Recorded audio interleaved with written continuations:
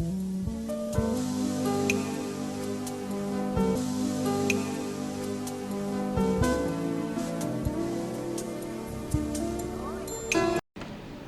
looking at how we go forward, whether we need to have Teachers Christian Fellowship resurrected or whether we just go with the wind that is blowing. But what is happening reflects the general state of the movement. In marketing and business, they talk about a product life cycle, and it identifies phases of growth. And so when an organization or a product has just been introduced, there is generally rapid growth because there are wide open fields for growth. And so you're growing in double digits. But there comes a stage when an organization matures, and growth is not in double digits. Sometimes growth is in fractions of a digit. SCFSU has been around in one form or another for decades, and by any definition, it would be regarded as a mature organization. The next phase after maturation is decline or dying. And so for organizations to avoid that fate, reinvention of itself becomes necessary. And so as an organization, we are presently going through that phase of reinventing ourselves. Reinventing ourselves, the reinventing process is sometimes an untidy process. Sometimes there are areas that we are excited about and areas that we are discouraged about. But I think that where we are now as a movement is a very positive place for us. We have a stronger board. We're in the process of recruiting more staff. We have introduced Operation Nehemiah, which is an attempt to consolidate our support development program, where support is not confined to financial support, but the broad range of resources, including human resources that we need to make this organization viable and sustainable. So I want to thank each of you for the work you do. I know some of you are active as staff advisors and facilitators in your institutions. I know some of you are deeply committed in theory, but elements are conspiring against your translating that commitment into practical action. But we believe where there is a will, there is a way, and God will open the way for you to do that. But we want to let you know that we appreciate the work that you do, even if it is not specifically for ICF, because the work and vision of ICF is beyond institutional preservation. What ICF is really about is ensuring that there's a viable witness for Jesus Christ in every learning institution in Jamaica. And so we believe that the best way to do that is through strong ICF groups, strong UCCF groups, and a strong graduate movement. And so we are aligning our resources and our programs to ensure that that happens.